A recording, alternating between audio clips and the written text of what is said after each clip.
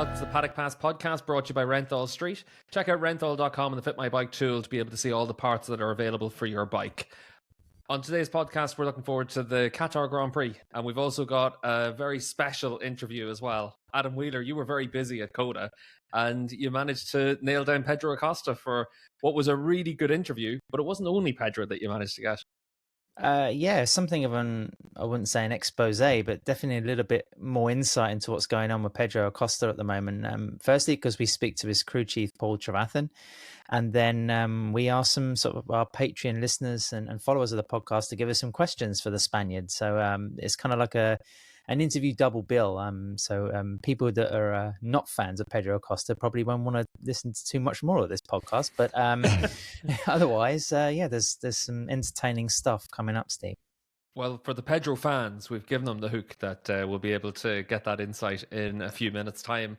And Neil, for our patrons as well, patreon.com/Paddock Pass podcast, you were busy in COTA as well. You've got a pretty cool interview for us. Yep, exactly. If you are a member of our Patreon, you can go and listen to an interview with Kevin Schwantz that will be up on our Patreon page this week. So yeah, check that out. Yeah, Kevin's always interested whenever you get the chance to sit down with him. And David, you've got nothing. I've got nothing.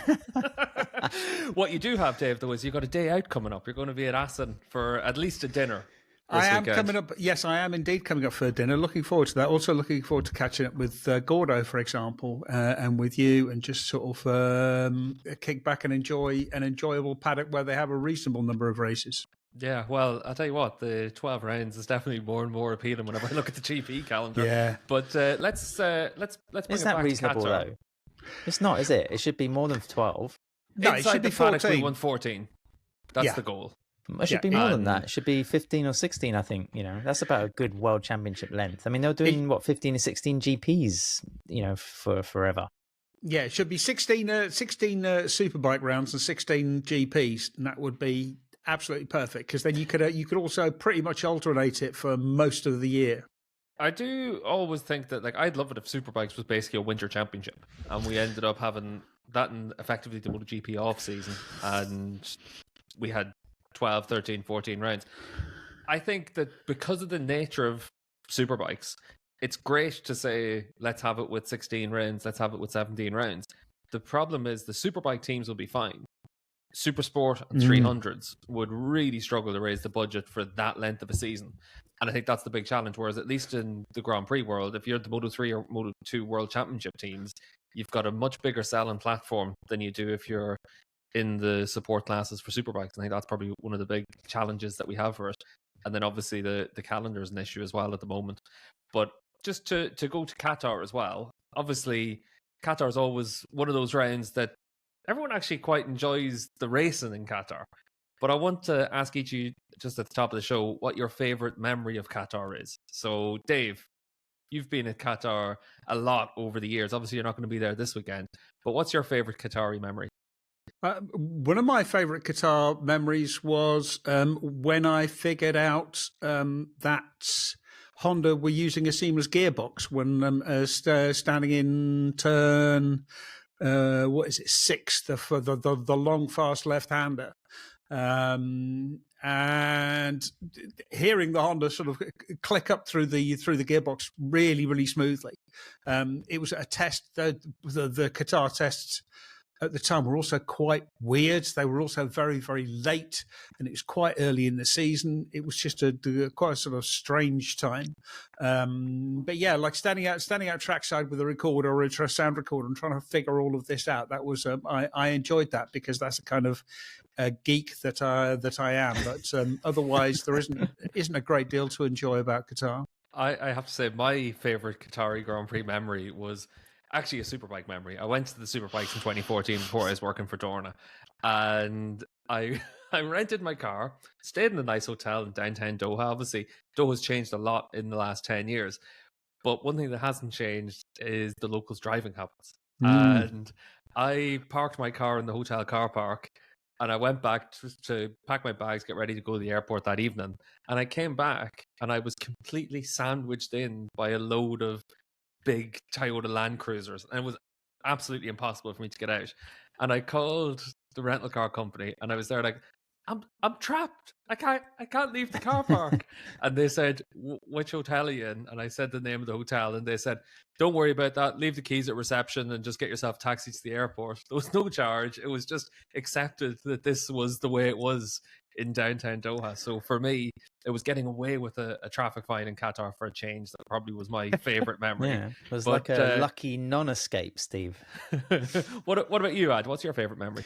Were you at the first Qatar Grand Prix, Ad? 2004. Yeah, it was running the afternoon, wasn't it, in the daylight? Yeah. No, I wasn't there for that first one. But I mean, I have a few memories of LaSalle, mainly around details. I mean, everything from like Jorge Lorenzo's sort of, glowing red discs on the Ducati. I mean, that was something that's quite a common sight at LaSalle, thanks to the nocturnal activities. But also the way that the condensation would come in the evenings, on top of the old pit lane, which used to be like a corrugated iron roof, you'd look up and think, God, it's raining. But it was really just all the drops and the moisture running off this roof. And it was a bit kind of shocking.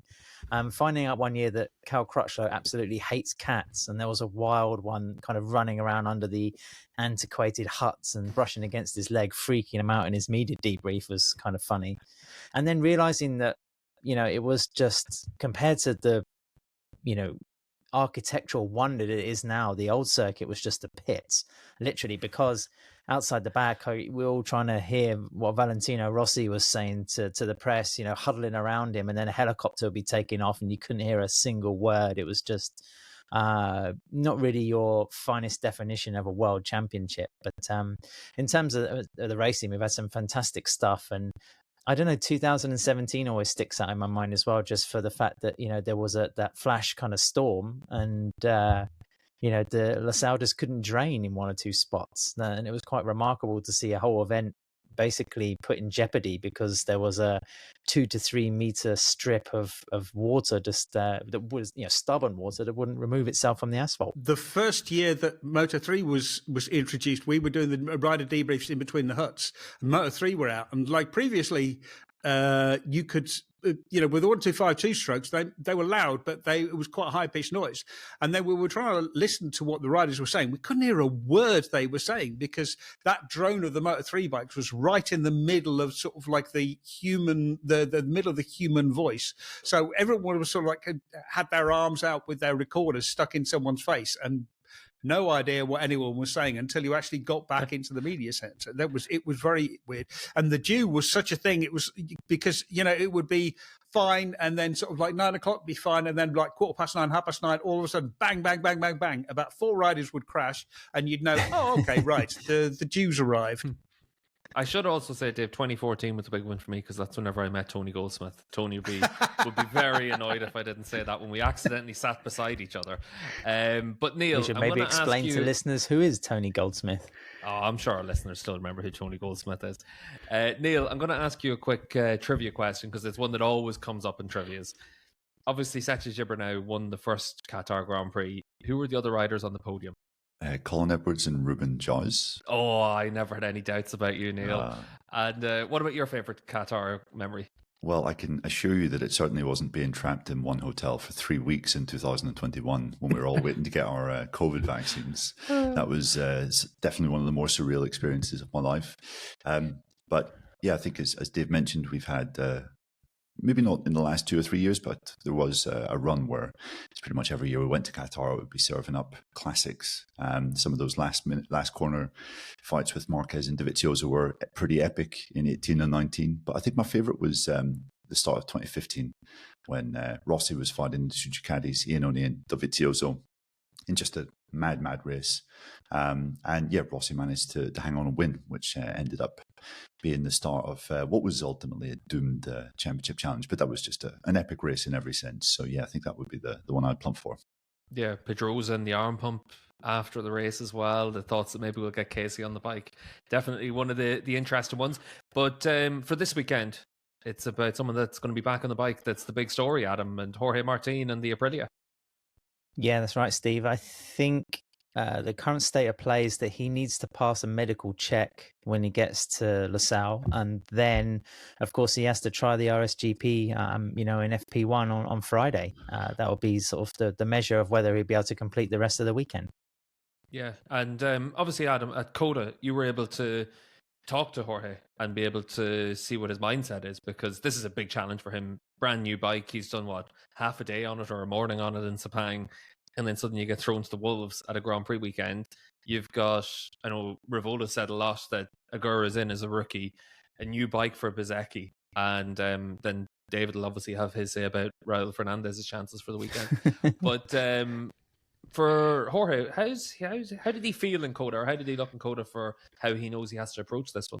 Well, it was interesting that he said he's not going to ride another bike until he gets to Qatar, and I'd say that he looked pretty chipper, actually, sort of semi-confident of his chances. I mean, there was that kind of natural enthusiasm, I think, of being back in the paddock for the first time, since, I mean, you can't really count the test, but as a Grand Prix weekend, it was the first time since Barcelona when he had won the championship. So there was that kind of energy. I was actually grabbing some food in the Red Bull hospitality on Sunday, I think, and Jorge was in there also eating and grabbing some refreshments, and he just seemed, really sort of vibrant. I mean, of course, we know nothing about the state of his wrist and, his strength and his fitness and everything else like that. It's possible he could manage a flying lap. He still has to get his head around the possibilities with the RSGP as well. It's a massive, I mean, he's standing at the foot of a mountain, basically. But we had, I think, one of his media debrief files in our paddock note shows from COTA. But I think, he'll be on the bike. I think he'll be giving it his best shot. And I think it'll be interesting to see how kind of quickly he manages to find some speed. The most interesting thing for me is that he's been incredibly smart about it. He's accepted the fact that he can't be fit. He hasn't tried to come back too early. Especially like skipping COTA was smart, because, I mean, we saw with Fabio Di Gianantonio, it's just so physically demanding. But coming back and sitting in the pits for COTA, for Austin, that to me is, again, really, really smart, because it gets you some, it gets you some team feeling. It binds the team together. It gives Martin a chance to watch how the team works. It's giving him a little bit of a head start again on getting back into the team and actually being there. So he does seem to be approaching this really, really cleverly. Yeah, I thought it was interesting, Dave, like you said, just to be able to use that as a bit of team building experience and see how the team actually operates. Because once he's into a Grand Prix weekend, he can only really focus on how his crew chief operates, and then the crew chief does everything else. Whereas at least now he had that little bit of an experience to see how the whole team structure works. And Neil, that's one of the interesting things about Jorge Martin, because last year, whenever he went to Aprilia for his first test, it seemed that he was really galvanized by that role of being the leader for a factory and trying to build those relationships and it can be something as simple as remembering everyone's names from the outset. But he really seemed to step up into that role. Yeah, I think that's one of the motivations that's that's fueling him inside. That he never really quite had a Ducati. He was never afforded that luxury and that privilege. So yeah, he's taken on that mantle, and from the signs of what Aprilia were saying during preseason, he's taken on that mantle in a quite natural way. It will be interesting to see how he gets on this weekend. I don't think he's under any illusions that it's going to be easy or that he's necessarily going to be able to make it until Sunday. Definitely the track layout in Qatar is more favorable than somewhere like COTA. It's a clockwise track, so it's not going to be as critical on his left wrist as COTA would be.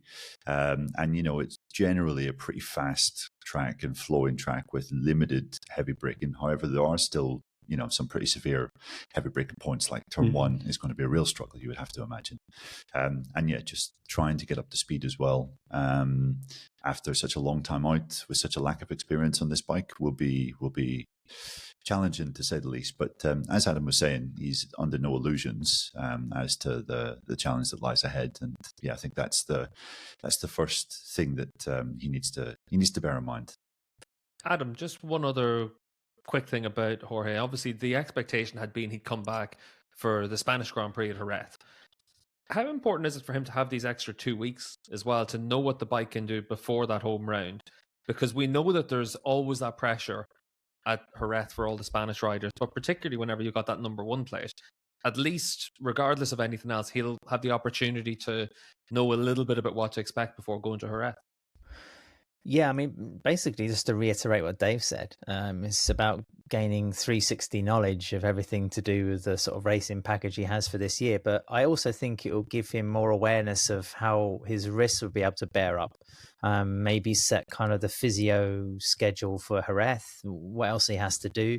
I mean, we're making big assumptions. He could try the bike on Friday in Qatar and realize that I'm way off. I just can't manage it. I can't steer it. I can't really get, the power, I'll handle the power like I want to. You might have to sort of defer until Jerez. But I mean, I think it'll be interesting to talk to him on Friday. I'm sure he'll be full of beans to give the bike a go and be back in the pit box, but then reality will hit because it was a complicated break. He was telling us as much in Austin. So yeah, let's wait and see until Friday afternoon. Obviously enough, Friday afternoon we'll be able to bring our Paddock Notes show as well. So patreon.com/Paddock Pass podcast. We've got lots of different tiers available for Paddock Pass supporters. And you can check out the Paddock Insiders for $10 a month. We've got Paddock Experts for $25 a month. And then we've got the Paddock VIPs as well. And everyone gets slightly different levels of input as well through the course of that. So check out patreon.com/Paddock Pass podcast. Dave, I think that probably the only thing that Pedro Acosta hasn't been in demand for is to become a patron of ours. But he's the center of all the attention at the moment. We're obviously hearing lots of rumors about what the future holds for him. We've got our interview. He's got a contract. He's got a contract. He's got his clauses in his contract as well. He's got a contract, but also we saw that the Pira Mobility Group are going to issue some more stock. Some of it is going to Bajaj. The new stock is being issued at €7.50, which €7.50, which is well under the rate it was trading on the market, which caused the stock price to collapse. It does seem that markets are pretty volatile at the moment, Dave. Yeah, markets are we're seeing record volumes, as I see someone said. Yes, that indeed. So, but yeah, things really are up in the air. But I think separate from that, things are not as easy for KTM as it looks. And then having this, like the tariffs, because the US is a really important market for KTM, especially for their off-road arm. That just adds to the uncertainty. It makes things very, very difficult, and it makes it very, very difficult to predict what's going to happen with KTM. And I think yes, Pedro Acosta has a contract, but it's really opening the doors to what could happen. He's got a contract. You could always buy someone out out of a contract if a factory is willing to invest the amounts that it would cost to buy him out. And so then you start looking at who could afford to buy him out, and that list is pretty short. Ducati would love to have him, but I don't think they need to buy him out of a contract. You basically, Aprilia have got their rider set up. They don't want to upset that by bringing someone else in, and that basically leads to Japanese factories. And you have to say that if there is somewhere, if there is a place that Acosta could go, I think it could well be Honda. Honda would definitely be interested in him. They have a vacancy potentially because Marini's contract runs out at the end of the year. They have bottomless pockets, basically. They can afford to buy him out. And the bike is looking good. I think we've spoken about this previously. The RC2 213V is looking pretty decent at the moment, down on power, sure, but it's doing everything else fairly well, and we've seen some surprisingly good results in the first three races. I think it's all to do about timing, and it'd be pointless for Acosta to move anywhere and break the contract that he has that would involve some sort of fee.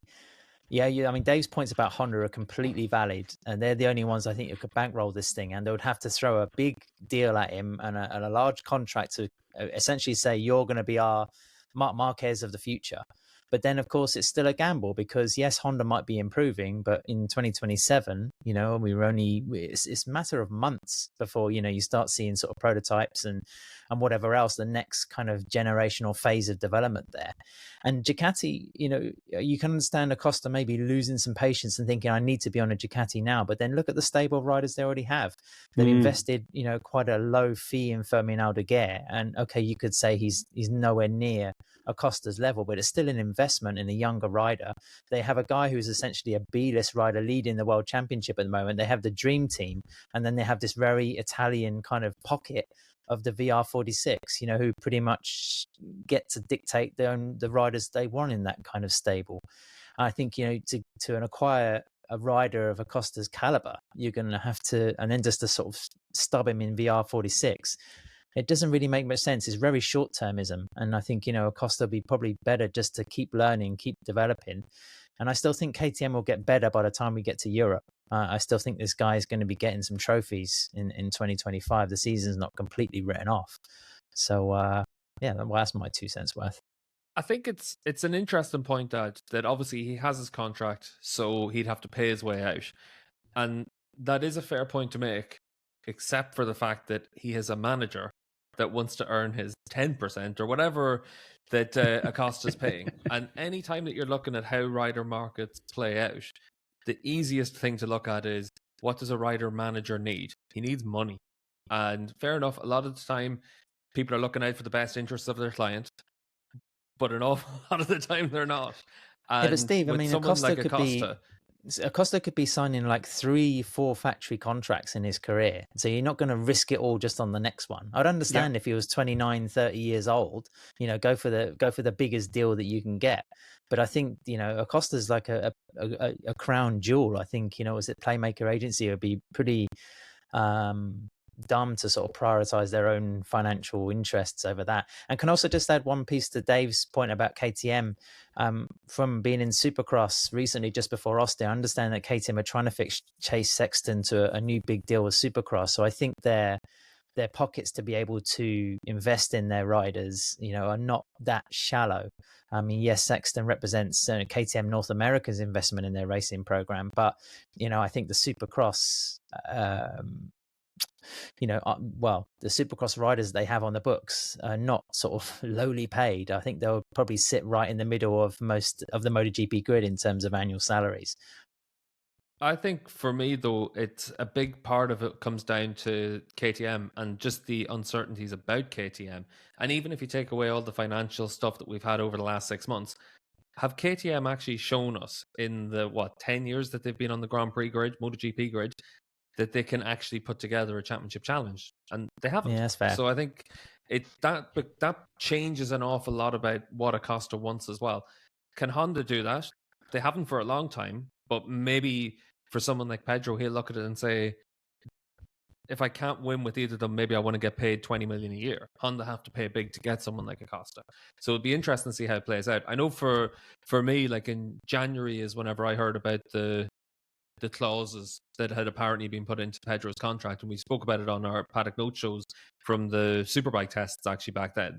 And it's interesting now that we're at that point of the year that we had been told, and suddenly more and more momentum's going towards it. And it is one of those ones where when there's smoke, you're always looking for that bit of fire. One thing about the KTM, so I went back to watch the Qatar race from last year and from 2023. And the Qatar race from last year, what I really noticed was the KTMs were just absolutely firing off the line. And there was a while where the KTMs were the best starting bikes on the grid. And if you think about it, and then watch sort of like the races at the end of last year, and they're no longer making up all of that ground at the start. They're not making up 6, 7, 8 places. And I think that is significant, and that used to be a strength of the KTM. And if they've lost that, first of all, it means that everyone else is caught up. But it means that they are they're losing ground technically from someone. And I think that has got to be playing on Pedro Acosta's mind as well.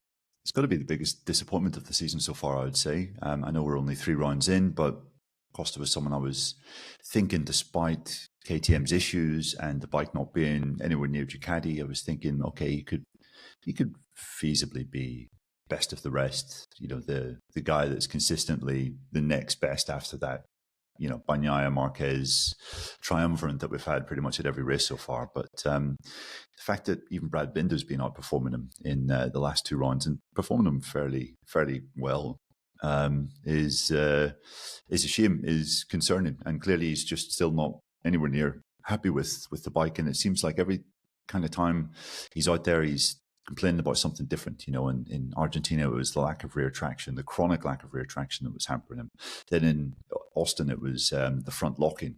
I think back in Thailand, it was the bike wasn't balanced and it kept pitching in a slightly bizarre way that didn't leave him comfortable in braking. So every track we've gone to, it's been a different issue for him. We've only seen kind of fleeting glances of the rider that we know he can be. Did he qualify just off the front row in Austin? I mean, that was a brilliant qualifying performance. But aside from that, there hasn't been a great deal else to really celebrate. Yeah, I think it's an interesting one you mentioned there, Neil, about how vocal he's been, because obviously he's into that second season now. There's expectation on him, but also with all these rumors, being a little bit vocal in your complaints can create a little bit of momentum to try and develop the bike as well and find some solutions. But Adam, we're going to hear from Pedro now, and it's a great interview, and it's a great interview, Ad, because we ended up bringing a lot of questions in from our patrons first, but more than anything we didn't else, ask the questions, Steve. Exactly. It gives us plenty of cover whenever anyone asks a really tough question to Pedro. I didn't write the questions, Pedro. Here you go. So we're going to play Adam's interview now. And Adam, we've also got time with his crew chief as well. Paul, thanks for joining us on the podcast. We wanted to catch up with you. We seem to catch up with you every season. So this is the first time for 2025. I mean, the most obvious question first is, how are things going? I mean, can you give us an evaluation of where we are at round 3? Yeah, I mean, to be honest, the expectations from both sides coming into the season were high. Pedro's had a very good winter. He worked on a lot of things to try to make himself ready. I would say that we haven't achieved what our target has been for the beginning of the year. That is super clear, and I think everyone can see that in the results itself. I say the speed over one lap, or the sheer speed of the bike perhaps, and even the rider is good. It's where we probably expect that we want it to be, but somehow we haven't been consistent in the races that we wanted to. We've met little problems that we didn't foresee, and these things hold you back at the class at the moment. Everyone's so competitive, everyone's pushing to the limit, and he's made a mistake, in all fairness. In Birmingham, I think we had top 5 pace there, I would say, not podium. This is clear. It was a difficult track for us. Going to Argentina was the first time that we'd been there. Again, 0.3 off pole position, so everything was going good. And then again, some problem in the non-technical problem, but a problem in the race that held us back there as well. So I don't think we've seen the full potential, and we haven't been able to put it together. But when you look at a championship like this at the moment and how consistent the front group has been, to be that far off is not the fun part of the reality at the moment. But we have to keep going for sure. Paul, I think we can see and we realise how close the KTM operation is. But can you explain any differences maybe for working processes compared to last year? When you were red and you guys have come across the... I mean, the biggest difference is the workforce behind you. We had the support last year as well. That is clear. So everyone was working in the background for us as hard as they could. But the difference when you go to the main team is the fact that they're present throughout the whole sessions. So there's always that extra level of support if you need it. We are quite a self-driven group, so it's not that we need a lot more of that sort of thing, but it's there, and the presence is there, and it gives the rider peace of mind that there's a lot more people listening to the problems, trying to understand the things, and you get the feedback a little bit quicker. Is it quite interesting for you seeing the variation from last year, where you're working essentially with a rookie, so the expectations were, I guess, there, but you didn't really know what was going to happen in terms of results and working, but then this year there's like a different set of parameters? Yeah, sure. I mean, what we tried last year is not to set targets. Every track was new on the MotoGP bike, so we really didn't talk about where we wanted to be. We just took every weekend and saw where we ended up. And now this year, looking at it, okay, we wanted to put something together. So, there is a complete different mindset in that. It's not only with the rider and myself, it's also my crew, making sure that we understand what the target is, what we have to achieve those weekends. You look at the championships, how they've been the last few years, and the whole group, like the Martin group, the Bagnaia group, how they performed every weekend. The moment when they needed to, they were there and all this stuff. This is not just the rider. This is the whole team putting something together really, really good. So you have to bow down and say they did a fantastic job. So to fight against that, you have to at least achieve the same. So this was the target that we tried to achieve through the winter, speaking about how we're going to look at the weekend, how we're going to achieve the things, go into a weekend, put the plan together. You know, it's vicious at the moment with the MotoGP and the schedule, you know, where you have to perform already on Friday. You know, this outside world don't understand how hard that is, you know, to push yourself to the limit. You know, these riders sort of talk to you like they lose a life every time they do one of these laps, you know. So it's everything or nothing. And now it's so important that you're in those first 2 rows. So the risk taking is even bigger. So there you have to make sure that you've got everything in place for them, you know. And this is the target that's really, really hard from our side, and also difficult for the rider to be on that level every week. But this is what you need. You say the rider's using one of his lies, but as a crew chief, I guess he must be putting years on you as well. Yeah. I mean, it's you know, it's a job where you think, like, why am I doing it? And then there's times when you're down, and when you're up, you know. And it's the beautiful thing about the job is that it's like mini projects in the year. You know, you get working a normal job, maybe you finish one project every 6 months, but here we finish it every weekend. And if you let that get to you, or you have a bad weekend and you don't pick yourself up, then that downbeat atmosphere inside the box, everything just brings everyone down. So it's the part of the job I love. You know, after Sunday, you have to learn and forget, and you attack the next weekend completely open-minded again. Do you kind of enjoy that challenge in the pit box of trying to help set the tone along with the rider? I mean, you say this year there's been objectives, whereas last year must be like, okay, guys, let's see what we can do this weekend. I mean, that difference, that extra pressure, it counts for everybody, not just Pedro. No, 100%. And, you know, it's there's the technical side of being a crew chief, but there's also the people management side. You know, and now the teams are so big, there's so many specialists. If you think that you're better than every specialist, then you're pretty arrogant, you know. So the fact is you have to use those people. And then my job is, I feel, is to make sure the box is the happy place for us to be, happy place for the rider, and that information spread the best possible way, and then we make the right decisions. So for me, it's even more people management position now than the old days of just being purely technical, you know. And I've got so many great people around me that I'd be a stupid man not to use that level of intelligence or that level of engineering. So it makes my job easier and it makes me look better. So it's, you know what I mean? That's how the teams are now, you know? Yeah. When it comes to the competitiveness, is that just a case of a clock that's ticking for KTM? I mean, it's going to be, you know, you guys are working towards a solution, so it must be like the sooner it comes, the better. I mean, that's obvious, right? Yeah, I mean, it's such a performance-driven company, you know? The racing DNA of the company is just such a massive part of when you're talking to the management or you're walking into the motorsport division, you feel it, you know? It breathes and it bleeds that type of energy. So, I mean, when we suffer, they suffer, you know. It's the whole group that feels down, you know, the amount of calls you get from the guys back home. Hey, what can we do? You know, what do we need more? What are we pushing? And so but it's a massive task, you know, this is also clear. The closer you get, the harder those last little steps are. But, you know, the situation of the company, we all know. And it's been, but how the group has responded and how the guys have, with limited situation over the winter and funds, how they've made some progress is quite amazing, you know, and that shows you the want of the guys back in the company. So this is the good part of where we are.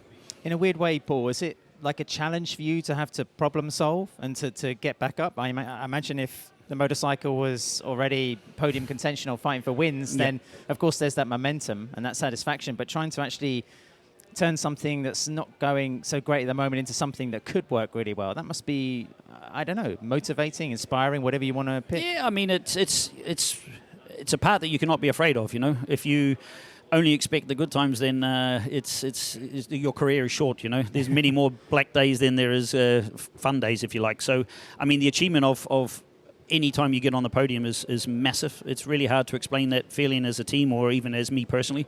And then when you know you can be there and you're not, then you don't accept it, you know. So that push you have then to achieve it, and maybe the feeling is even greater, you know. I remember, luckily I've been in this project from the beginning, and the first podium we got, you know, the first front row, the first win, all these feelings is amazing. And knowing that where we come from to achieve that now is brilliant, you know. And now we want to just do it as much as possible. So we want to fight for the bigger things, you know. So yeah, it's a great motivation for sure.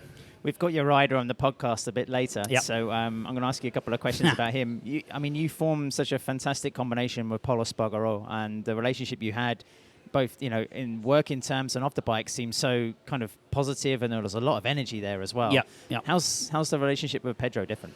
Yeah, I mean, I think we've all spoken about it, like at the beginning, the age gap.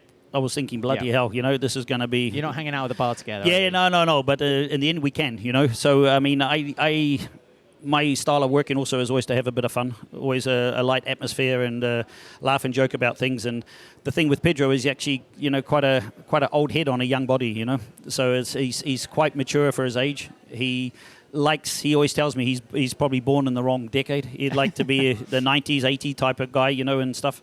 So we actually clicked a lot easier than I ever expected. And we have a really, really good relationship, Also on the personal side, and things. And as you said, with Paul, he become like a family member, The amount of respect I have for him is huge. And what he did for the company was massive. So I think without him, there's no doubt that we probably might have even closed earlier than the project, because the way he pushed through was unbelievable. And then we got Pedro, this driven little monster that, it's to have that type of energy or have that type of talent, character, all rolled into one. It's a once in a lifetime thing that you can really, really find also, And so this part I really respect, but the closeness of how we get on and the relationship is a lot better than I would ever imagined, How have you seen the journey from like a fun-loving rookie to someone who's had to deal with a lot more spotlight, in the space of 1 year? Yeah, I mean, this is probably a better question. He doesn't bring that into the box, huh? Oh, okay. This part I have to really admire him also, and, his expectation is huge. His drive and his work ethic is unbelievable, but how he can stay calm under even the shittiest moments, if you like, he will always tell you if it's his fault. Okay. He'll always look you in the eyes and say, hey, this needs to be better. But there's never panic. There's never a massive moment where he loses complete control or anything like that. I'm sure the in-laps are quite hot under the helmet, but by the time he's got to us, he's really clear. He's really focused on what can be better. He doesn't daydream about wanting the perfect bike or anything like that. His adaptiveness on how he rides and how he deals with everything is really remarkable. It's something unique. He's quite freaky then, really, isn't he? It's ridiculous. Yeah, it's the part that I can still get goosebumps now thinking of how he adapts to things and how he does. And I think his work ethic and how he rides in the weekends, like at home, he's always on different style bikes. He's always, if he crashes and the handlebar's bent, he doesn't go in and get it straight. He finishes his session. All this old school way of dealing with stuff. It's really I don't even think it's even been taught to him, It's just something that it's in him, you know what I mean? Because it comes out so naturally that's the part that's really unique, And his want and his way of listening to us and then being able to put that onto the track and make it happen is really, really remarkable. Lastly, Paul, in what way does he amaze you with what he does? Maybe on the motorcycle or the way he is with the guys? And in which way do you want more? Do you say, look, we still need to work on this? I mean, from his side, I can't ask for more, if I'm really, really honest. The way he approaches the weekend, we're making still little mistakes, but, it's human. It's right. If you can't say stop that or stop this, I think the fact that his will to win, he pushes the bike to another place sometimes where he's sitting on an edge where it's easier to make these mistakes, But he's not a guy who believes that another rider is better than him. So if he can't compete, he'll just push harder. And this is where I think some of those little things are happening, But for me, it's more about that we keep growing, We keep trying to learn and put the weekends better together and just make the bike better, make everything together, I don't need more from him. And I want more for myself. You tend to look in your own corner. You know what I mean? Because also my boys in the boxer, everyone's working so bloody good. Everyone's pushing. You phone them in the week or you send a message. It's instantly they reply. Everyone's online all the time. Everyone's work. So everyone's trying so hard, and we're just trying to get better and better. So it's more about that than wishing for one certain thing. Well, let's hope it goes well this weekend. Thanks ever so much, Paul. Cheers, mate. No worries. Pedro, thanks for being with us on the podcast. We got some questions here from fans, but first, we've already spoken to Paul. Okay. Tell me what you like most about him and what could be better about Paul Trevathan. Well, at the end, with Paul, it's a little bit more than simple crew chief, At the end, since the first moment that I jumped on the bike, he was quite easy to work with, and the way that sometimes he managed my head felt more like a father or like a grandfather than just a crew chief, you know, because at the end, even during the weeks, we spend many of the time talking about many things, even not only about work, let's say, even about life. For this, I don't know how we connect. Maybe was quite different between how I connect with other crew chiefs that I had before. What could be improved? Maybe his Spanish? I don't really feel that his Spanish will improve, to be honest, but he's trying, to be honest. I cannot say what he's starting to say, but... The bad words. Yeah, is the first thing that you always learn. But anyway,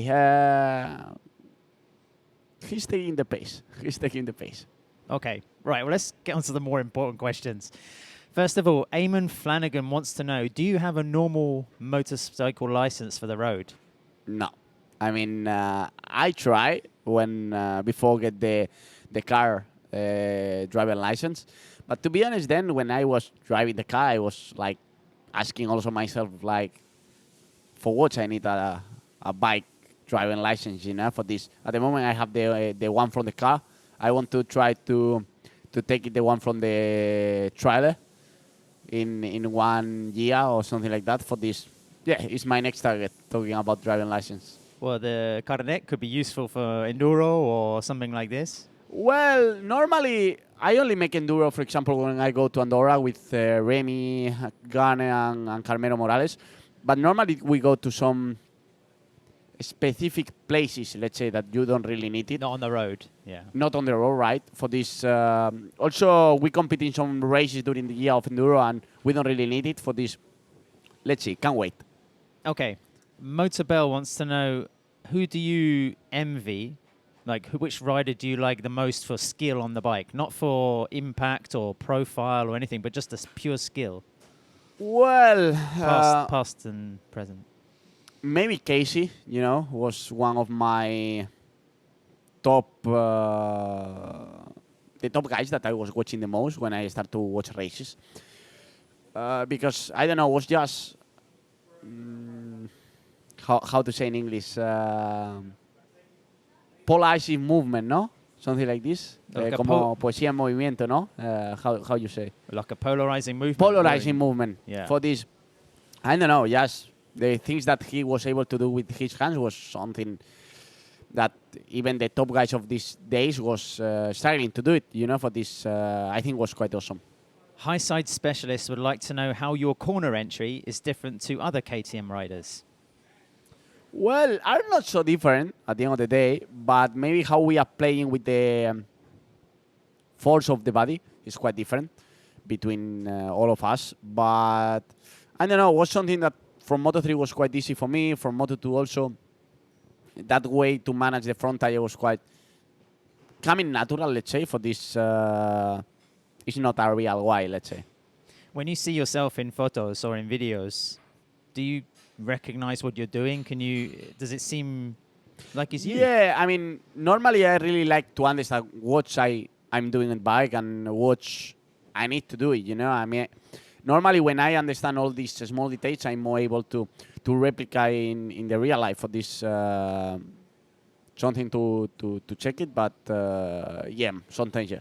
I remember Andrea Dovizioso saying that the super slow-mo of the video was, you know, like a training assist, you know, it was like a tool to use. Yeah, at the end, I mean, most of the time we are checking videos and the race sessions and all this shit in the computer, you know, because at the end, it's quite easy to try to repeat some things even when you didn't see it, you know. It's quite easy to say, okay, here I make this, but when you see it, it's much easier, you know, to repeat it and to be constant on that. For this is one of the best tools that maybe we have in MotoGP. Pedro, you and I did an interview when you were racing in Moto2, and you said the way that you pass people, the lines, the way you overtake was one thing that was different about you. Has that changed a little bit in MotoGP because it's obviously much more difficult to have, or you're much more limited with your options? Well, maybe don't really change at all, you know, because if you still watch my overtakes and all these things, I still be more tight to the corners than everyone, and I don't really lose time at all, you know, to even to how risky is that maneuver, let's say. For this, don't really change. I mean, at the end, a bike is a bike with 2 wheels and an engine. The problem that now we have 300 horsepower down the balls and many devices around for this. Are many different things, but more or less the DNA is still around. Okay. Hayden Forever would like to know how much time you spend working on the mental side of the sport, and if there's any small tools you use to help with the pressure. Well, more or less 30-35 minutes before start the session, I start to try to be a little bit more focused, you know, try to don't really listen no one and listen the problems around, you know, at the end.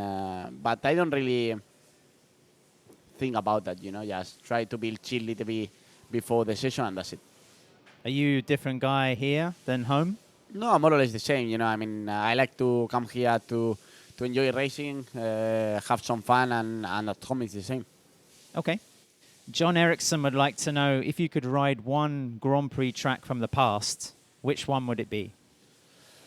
Maybe I will say 2, because Laguna Seca was quite epic, let's say, even seeing the races there. But also, I really like it, Donington. Oh, okay. Donington was quite nice to see the races in the beginning of the 2000. And maybe Hockenheim was quite a nice one. Are you saying that for the rainy Schwanz overtaking videos? Or? No, even well, was the most famous races there, you know. But anyway, I think it's a track that maybe was matching with my strong points, maybe. Okay. That'd be good if we can go back to Hockenheim. It's a different circuit now than it used to be, but still. Okay, Patrick Parkinson would like to know, would you have liked to race the two-stroke 500s? If so, why?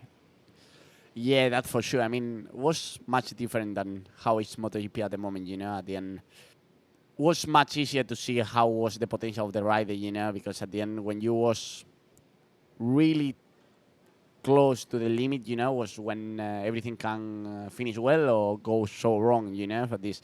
Can be a good experience, that's for sure. Would have been scary? I don't think so, you know. After the today's MotoGPs are quite difficult to get scared, you know, because at the end we arrive to one speeds that are quite crazy and we have many things to manage also, but have to be funny, that's for sure. Are you a guy that likes the power band of the two-stroke or the torque of the four-stroke? Yeah, well, I really like how aggressive was the two-stroke, you know, because I tried in the past 250 from the last moments of the class and was quite difficult to manage, you know, and be focusing all the small details, you know, for this. Maybe I like it to try. Pedro, Mike Falcone asks, what's the most dialed bike you've ever ridden in your career? The bike that made you feel like an extension of your body? Well, I will say the Moto3 from KTM 2021, because don't really know why it was the only bike that I really jam on, and I was really competitive from beginning, you know. Also, okay, it was many things around this championship, you know, after the COVID years. But if I cannot say that one, I will say my actual MotoGP bike, because also last year we was quite competitive at beginning, and more or less we are still in that way for this. Maybe that's 2. The Moto3 bike was like a dirt bike. It seems you could put it wherever you wanted, you know? It was pretty... Yeah, I mean, I was also... This year I grew up a lot, and was quite easy to be fast in any condition, in any moment. It's true that at the end of that championship we suffer a bit, but more or less we was quite competitive. 3 questions left. Daxa wants to know how long you hold a grudge, like a mala leche, or a conflict with another rider if you have an incident on a track. Depends how is the incident, you know? Because sometimes are things that you cannot manage or you cannot avoid. But sometimes are other ones that you really can avoid, you know? You can... like have bad intentions. You cannot destroy... No, maybe you cannot destroy a race of other guy, you know? For your own mistake, for this. Depend, but if it's not fair, maybe quite a bit. Pedro, TV Room Raccoon wants to know, what's the dumbest mistake you've ever made in a race? Motegi 2018, 24. Was the one that, I don't know, still having pain around. But at the end, it's part of the game. At the end, this difficult moment and these big mistakes makes us stronger for the future for this. It's tough to recognize, but quite easy to see. After a mistake like this, are you a pain in the ass to be with, or can you pass quite quickly to the next? I mean, take time, that's for sure, because it's not easy. I mean, I was trying to take that victory whole year, and when it was more close than ever, we put everything in the bin, for this. We need to be calm, but sometimes it's hard to forget. Last question. Ugra Karma wants to know, have you ever made Aki Ayu, the Red Bull KTM team manager, smile? Big pause. Why? Yeah, I hope, yeah. I mean, for sure not this season at the moment. So far. But I have to say that I really enjoyed my 3 seasons in his team. Imagine that I arrived there when I was 16 and he was a little bit like my father, because I was traveling alone without my family for this. It was quite nice. Maybe my first season in Moto3, that maybe no one expect anything around. Maybe that one issue that was not easy at all, because I remember that then was some tough moment between us, because I remember here in 21, I arrived late to the warm-up because I have jet lag and you fell asleep. Yeah, and fucking hell. I mean, when he started to talk with me, he was like over-rapping everyone. Also, I remember Argentina 22. That, okay, I make a mess and he was screaming to me like hell. And then Qatar 23 was these only 3 moments we have in 3 or let's say 4 years. But yeah, for sure, I hope that he smiles sometimes. Pedro, thanks ever so much for your time. Thank Best you. of luck. Thank you. Welcome back to the Paddock Pass podcast, and a great interview with Pedro Acosta. And if you want the chance to be able to see Pedro in action, we're in partnership with Pole Position Travel this year, and they've their last few rooms available for the Silverstone, Sachsenring and Brno rounds. So with limited rooms left for Silverstone in their classic package, you can be based in a 15th century coach inn, allowing you to take in some of the history associated with the famous Silverstone circuit. For a summer to remember, there's the back-to-back rounds of Sachsenring and Brno, where you can join the Pole Position personal guided tour for the Sachsenring Hotel to Brno via the world-famous Pilsner Brewery and Prague as well. Each of their packages offer circuit transfers Friday, Saturday and Sunday from the hotel to the circuit, a Thursday evening welcome drink, an opening dinner on the Friday evening where there'll also be guest speakers, a welcome pack with merchandise and a Pole Position travel guide for the weekend. Pole Position Travel offer hassle-free travel. They take care of everything, including premium accommodations, airport transfers, and local transport to and from your hotel to the track. They have expert guidance from a team of MotoGP experts that ensure you get the best possible experience at every event. With trackside hospitality, you can enjoy the race in style with VIP lounges, team experiences, and the best viewing locations. Pole Position Travel offer lots of extras through the course of a weekend, and the biggest is the opening dinner with star guests from the MotoGP paddock at each Grand Prix. You can book your ultimate race experience today at polepositiontravel.com. And we're obviously very happy to have Pole Position Travel involved with us on the Paddock Pass podcast. And we're going to be the guests of honor at their Friday night dinner as well at Sherry Park for the Spanish Grand Prix at Jerez. And Neil, you're obviously very excited about the prospect of being able to perform the Paddock Pass podcast live in front of a live studio audience. Yeah, does terrified count as excited?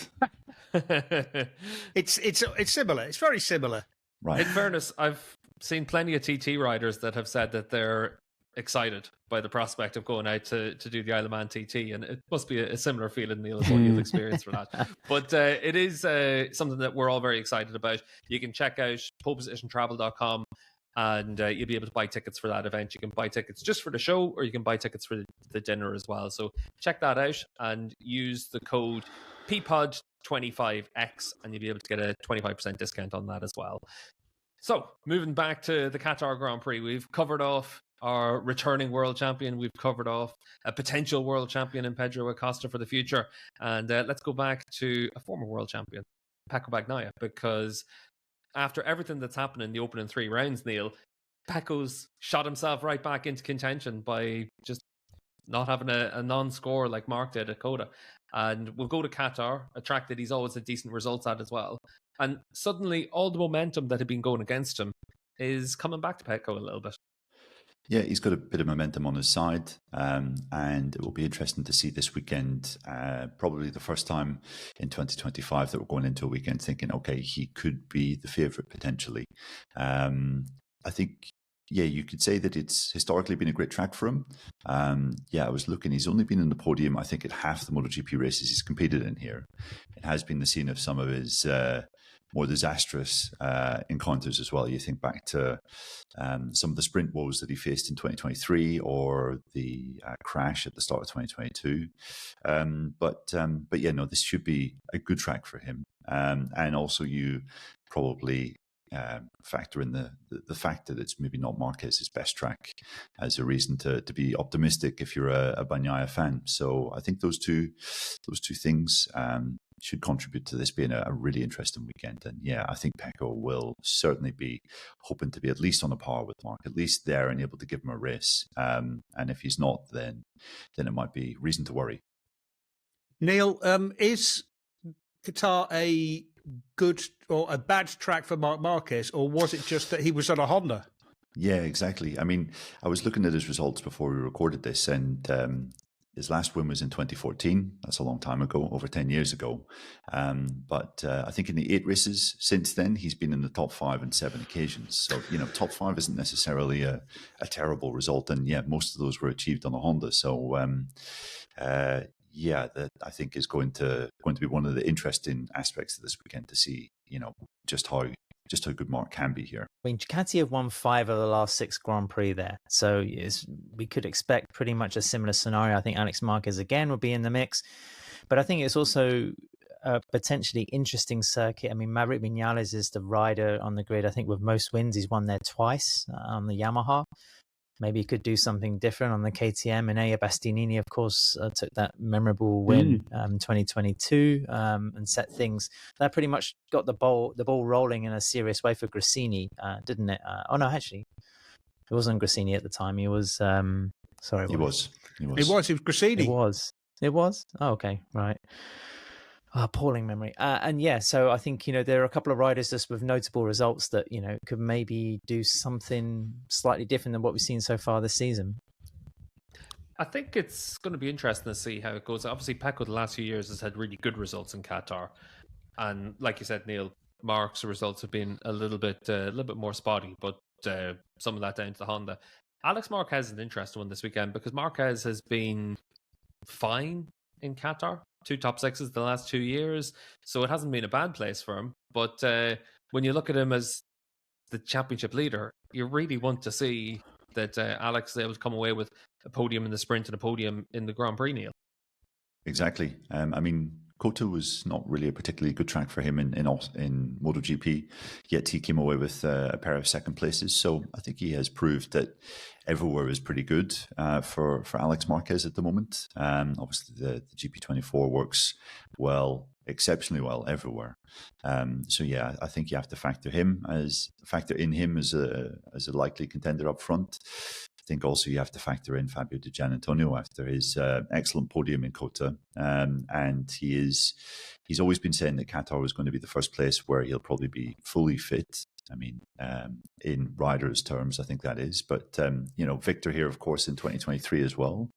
So that is another name you could possibly add into the mix. I mean, yeah, I think it is the state of MotoGP at the moment that you're basically going to every track and saying, yeah, 4 Ducati riders will be fighting for the podium without question. And then it's maybe a sprinkling of other names that could also be in the mix. But yeah, I do think Alex Marquez, Di Giannantonio could be fighting for the podium. But I mean, this could be what we've all been waiting for this weekend. The Bagnaia Marc Marquez showdown, which we've all been hotly anticipating and kind of hyping up, and we've yet to really see. About Honda and Yamaha as well this weekend, because Dave, I know you mentioned the improvements that we've seen from Honda. We expected Yamaha to make those steps as well. Qatar still has a lot more, has a lot of grip because it was recently resurfaced. What, the 23, I think. So it is just starting to lose the very first part of its grip, but it's still got an awful lot of grip, much more than you expect. That is going to help the Yamaha because that's obviously where they struggle. They tend to struggle a bit off of slow corners. There aren't a lot of slow corners. I mean, the run onto the front straight is pretty fast coming through turn 16. There's only really turn 6 that is a really tight corner where you have to sort of pick the thing up and drive hard out of it. I think also through turn 10 that's going to be a bit of an issue. But yeah, I mean, Yamaha should do reasonably well. Honda are going to struggle with top speed, but again, because they can get out of that final corner quite quick, they should at least be able to sort of stick in the slipstream, even if there's not much they can do about it. And to me, yeah, Honda really have made the biggest steps recently. The bike has become a very good bike with a clear weakness. The clear weakness is a lack of horsepower or a lack of rear grip, and having the track, being able to take grip from the track is going to be in their favor, I think. Also, listen, don't forget, we're called the Paddock Pass podcast, and we've actually got some Paddock Passes that we're going to give away as a competition coming up. Yeah, we've got 2 passes available for the Dutch TT at Assen. So we're going to open that competition pretty soon, and we'll probably have a closing date of that as the last day of June. So everyone's got a few weeks to get themselves ready. Sorry, the last week of May, so that everyone's got a few weeks ready to get their travel plans sorted for that as well. Not only that, but thanks to the kind people at Silverstone, we're going to have 3 pairs of general admission tickets for the British Grand Prix, which is coming up first. And I think we'll be able to throw in a paddock tour as well on Saturday. So you'll be able to have a closer look around some of the stuff that we sort of see on a weekly basis almost. But yeah, if you're keen to come to the British Grand Prix, we're going to be opening that competition as well. But just generally, if you want to come to Silverstone, then have a look at the company or the event's website to get your tickets or enter our competition. I think we'll open it actually over the course of the weekend, this weekend in Qatar. But it's cool to have those 3 tickets as well. Yeah, definitely. And for Silverstone, that's the last weekend in May. For Assen, it's the last weekend in June. So they're 2 of the big competitions that we have going. And we're going to try and do something similar for World Superbikes as well later in the season for some of our patrons as well. So typically for our competitions, you have to sign up for an annual Paddock Insider at patreon.com/Paddock Pass podcast. And that works out at $10 a month. So for the chance to be in the middle of the MotoGP paddock, definitely well worth entering that competition. And Dave, when are you going to be back in the middle of the MotoGP paddock? Will you be at the Jerez Grand Prix? It will be at the Jerez Grand Prix and then the Jerez Test. Very much looking forward to that. And it's sort of all go after that, because then we've also got the Aragon Test at the beginning of June as well, which is going to be interesting. I think there might be some very interesting developments at the Aragon Test. So if the people who are whispering things in my ear are anything to go by, I think the Aragon Test could see some significant developments from Yamaha, but let's wait and see. Yeah, it certainly looks like it's been penned for in and around then. What should be interesting this weekend, Adam, are predictions for the Qatar Grand Prix. Which of the Lenovo Ducati riders are you picking for the race victory? Bagnaia, just to try and make the championship a bit more interesting. Probably by 0.2 of a second, something like that. And Neil, what about you? Given that we know Adam's predictions are so strong right now from his fantasy performance. Yeah, the prediction master, the Oracle, as we call him. Pecco's not even going to qualify, is he, Neil? Yeah. Exactly. He'll be serving in the Ducati hospitality by Sunday morning. I think Marc's going to win it. What's your prediction? Marc, I think, is going to get it. And Dave, are you willing to go out on a limb and say any other names? No, because it's going to be between those two. I think it's going to be fun watching Di Giannantonio because he was fast around there, and he is going to be quite determined. Getting on the podium in Qatar is going to be a good thing. I think I'm going to side with Adam because I think that Marc needs to get a result under his belt and stop being so bloody stupid by getting the rules wrong, and B falling off when he's leading. So I think he needs a bit of a reset. He's just going to sit there, hang in there. If he wins, it'll be a last lap pass thing. But I don't think he's going to try and get out ahead and push and disappear into the distance. I think he needs to. Needs a bit of a reset, get his championship, and he's leading Pecco by I think 12 points at the moment, so he can afford to give away a few points, and there's a lot of racing still to go. I think for me, I'm going to go with Marc looking to absolutely dominate and wipe the floor with Pecco. So the exact opposite of you, Dave, and for the exact opposite reasons that he's out there just to prove a point this weekend as much as anything else. So you and Neil are just so outrageous, Steve. I mean, I know. Bet the house, blimey. I know.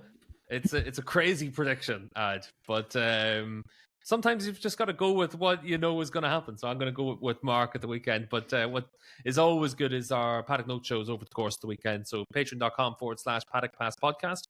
And Thursday, Friday, Saturday, we'll be able to bring everyone all the latest news from the MotoGP paddock. And for this, it's usually a 15-minute show, sometimes 20 minutes, but it's straight from the rider debriefs, straight into record. So literally hear it straight from the horse's mouth on the evening of each of those sessions. So check that out on Patreon for us. And as ever, a big thank you to Renthal Street and to Pole Position Travel for supporting the Paddock Pass podcast.